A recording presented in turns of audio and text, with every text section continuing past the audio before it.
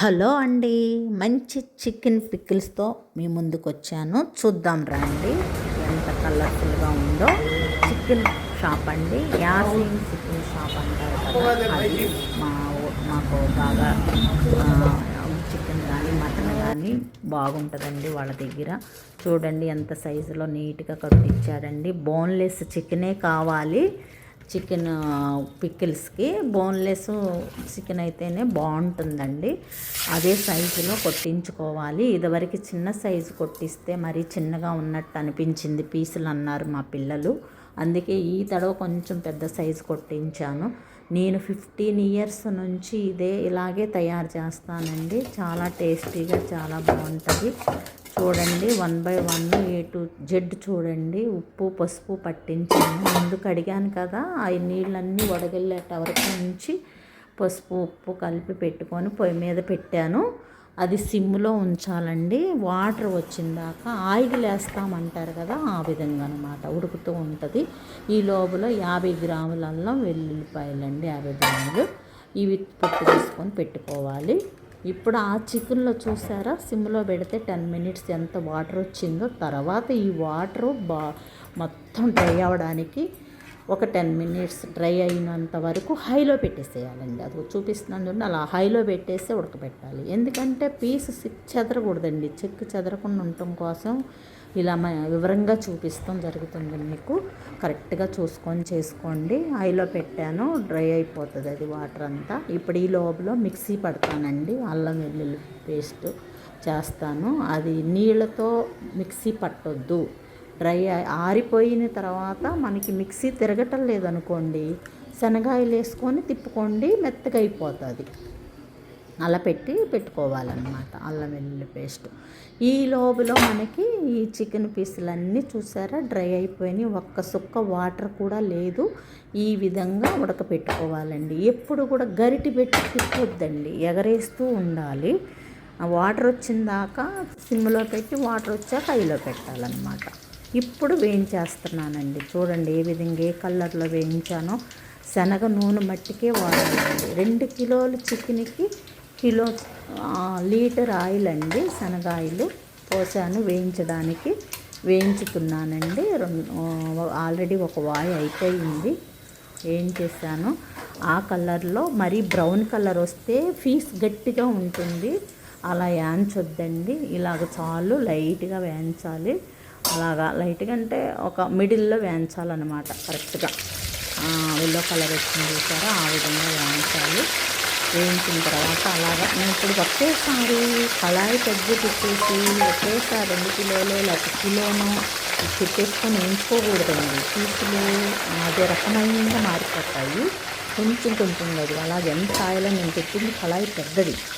నేను litre oil పోసాను, కానీ కిలో ముక్కలు వేయచ్చు, అందులో వేయలేదు. చూస్తారు కదా, కొంచెంగానే నీట్గా వేయించుకోవాలండి. అప్పుడే ఏ ముక్కకు ఆ ముక్కే ఏగుతుంది. ఒకేసారి ఎక్కువ వేసాను అనుకోండి, ఒక పక్కన ఏగుతుంది, ఒక ముక్క ఏగిద్ది, ఒక ముక్క ఏగదు. అలాగా అన్నీ ఒకే లెవెల్లో ఏగేటట్టు ఉంచుకోండి. జీలకర్ర పౌడర్ అండి, మిక్సీ పట్టుకోవడానికి 50 గ్రాములు వేసుకొని పౌడర్ చేసుకొని పక్కన పెట్టుకోవాలి. చూడండి అది 100 గ్రాముల ప్యాకెట్, 50 గ్రాములు ఉండేటట్టు చూసుకుంటున్నాను. చూసి మిక్సీ పట్టేసి ఒక సైడ్ని పెట్టేసుకున్నాను. ఇప్పుడు ముక్కలన్నీ వేయించాను కదా, అయిపోయింది. అందులో కొంచెం ఆయిల్, అల్లం వెల్లుల్లి పేస్ట్ వేయించాలి కదా, అందుకు సగం ఆయిల్ ఒక గిన్నెలో పోసుకున్నాను అన్నమాట. ఒక బౌల్లో వేసుకొని మిగతా ఉన్న ఆయిల్లో అల్లం వెల్లుల్లి పేస్ట్ వేసి వేయించుకోవాలన్నమాట. చక్కగా మంచిగా దగ్గరే ఉండండి, స్టవ్ దగ్గర నుంచి అటు ఇటు వెళ్ళొద్దు. ఫోన్లు వచ్చినా కూడా ఫోన్ లిఫ్ట్ చేయొద్దండి. చేయకుండా నీట్గా చేసుకోండి. ఈ పచ్చడి పాడైందంటే అంతా వేస్ట్ అయిపోతుంది కదా, అందుకు. ఇప్పుడు చూడండి అల్లం వెల్లుల్లి పేస్ట్ ఆయిల్ వేడొచ్చిన తర్వాత వేసేసి నిదానంగా సిమ్ములోనే వేయించుకోవాలన్నమాట. దగ్గరుండి ఎక్కడికి వెళ్ళొద్దు. ఇది వేయించేటప్పుడు మటుకు కేర్ఫుల్గా ఉండాలన్నమాట.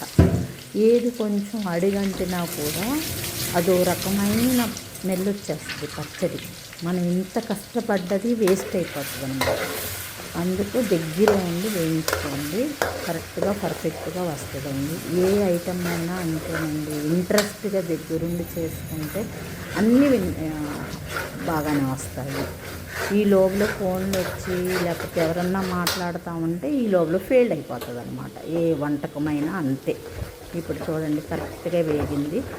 ఇదే అంతేనండి. ఈ బ్రౌన్ కలర్లో వచ్చాను, నెయ్యి వేగితే ఏ కలర్లో వస్తుంది ఆ విధంగా వేగాలన్నమాట. వేగింది చూడండి, చాలు ఇంకా అంతే. స్టవ్ ఆపేసేసుకుంటున్నాను. వేపేసుకొని ఇది పక్కన పెట్టేశాను. ఇప్పుడు మనం ఏం చేస్తామో చూడండి. నిమ్మకాయలండి, చిన్న చిన్న నిమ్మకాయలు దొరికాయి నాకు. ఒక డజను 10 పెద్ద కాయలు మంచి జ్యూసీగా ఉంటే 10 చాలండి. 12 చాలండి 2 కిలోలకి.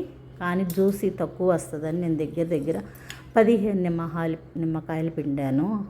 లెమన్ అదిగోండి, హాఫ్ గ్లాసు లెమన్ జ్యూస్ వచ్చింది, చాలు సరిపోతుంది. ఇప్పుడు ఆ ముక్కలో వేయించినవి ఉన్నాయి కదా, నా దగ్గర భద్రాచలం కారం ఉంది, అది ఒక చిన్న గ్లాసు. ఆ గ్లాస్ ఏం చెప్పాను కదా ఒకసారి, గిద్ది గ్లాసు, 100 గ్రాములు పట్టే గ్లాస్ అనమాట. 2 కిలోలకి 2 గ్లాసులు పోయాలి. నేను ఏం చేశానంటే భద్రాచలం కారం ఒక గ్లాసు 100 గ్రాములు అనుకోండి, బళ్ళారి కారం ఒక 100 గ్రాములు వేసాను అనమాట. మీరు బళ్ళారి కారం వేస్తే కనుక ఎక్కువ వేయాల్సి వస్తుంది, ఊడిపు ఎక్కువ ఉంటుంది. మళ్ళీ భద్రాచలం కారం వేస్తే కారం తగ్గించేసుకోవాలి. ఇది కాన్సెప్ట్.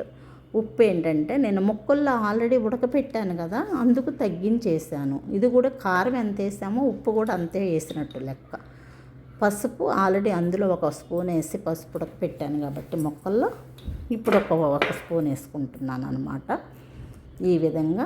తర్వాత ఇప్పుడు ఇది ఏంటంటే ధనియాల పౌడర్ అండి. నేను అది కొట్టాను, అందులో కొంచెం దాల్చిన చెక్క, లవంగ మొగ్గ వేసి పట్టాను అనమాట. ధనియాలు ఒక 50 గ్రాములు పౌడర్ అనమాట. తర్వాత ఇది జీలకర్ర అండి, ఇందాక పట్టాను కదా జీలకర్ర పౌడర్ 50 గ్రాములు, ఆ పౌడర్ వేసేసుకోవాలి. ఇందులో ఇదే మసాలా అండి, ఇంక ఏమీ వేయకూడదండి. ఏంటో మెంతి పిండి, ఆవు పిండి ఇట్లాంటివి ఏమి చికెన్ పికిల్స్కి వేయకూడదండి. చాలామంది వేస్తున్నారు, వేయరా అని నన్ను అడిగారు. నేను అసలు వేయనండి, ఎప్పుడూ వేయలేదు. ఈ కాన్సెప్ట్ బాగుంటుందండి, టేస్టీగా ఉంటుంది. ఇలాగ ప్రిపేర్ చేసుకోండి, మీకే అర్థమవుతుంది. ఇప్పుడు ఆ మసాలా అల్లం వెల్లుల్లి పేస్టు కలిపేసుకొని తిప్పేసుకోవాలంట, అంతా కలిపేటట్టు తిప్పుకోవాలన్నమాట.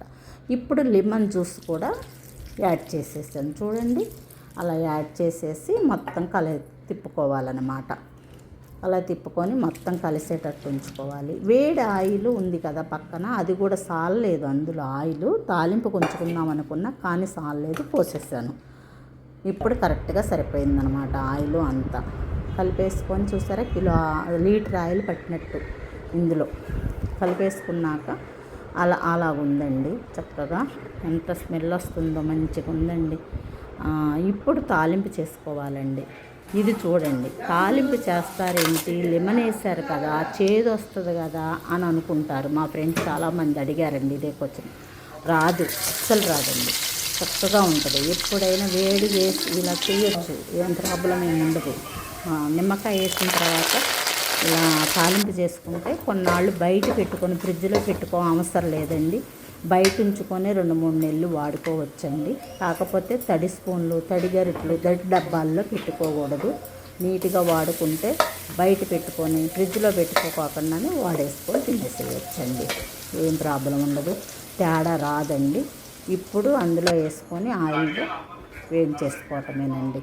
నేను 15 ఇయర్స్ నుంచి మా పిల్లలకి అమెరికా, ఆస్ట్రేలియా, యూకేలో ఉన్నారు. మా మేనవాళ్ళు వీడు మా పిల్లలు ఉన్నారు. ఈ 3 దేశాలు నేను పంపిస్తూనే ఉన్నాను. నేను తయారు చేయడం స్టార్ట్ చేసి 15 ఇయర్స్. నేను పంపిస్తూనే ఉంటా, టేస్ట్ ఉంటుంది, అందరూ బాగుంది అంటారు. లెమన్ వేసారు ఏంటి తేడా రాలేదని అడే క్వశ్చన్స్ చాలా ఉన్నాయి నాకు. రాదు, చాలా బాగుంటుంది, చాలా టేస్టీగా ఉంటుంది. ఇలా తయారు చేసుకొని చూసుకోండి. మీరు ఫస్ట్ ఒక 1/2 kg చేసుకోండి, బాగుంటే ఎక్స్ట్రా చేసుకుంటారు. కానీ సేమ్ ఇదే ఫాలో అవ్వండి, ప్రాబ్లం ఏమి లేదు. నేను పక్కా గ్యారంటీ ఇస్తున్నాను. A to Z చూసి ప్రిపేర్ అవ్వండి. Okay, by.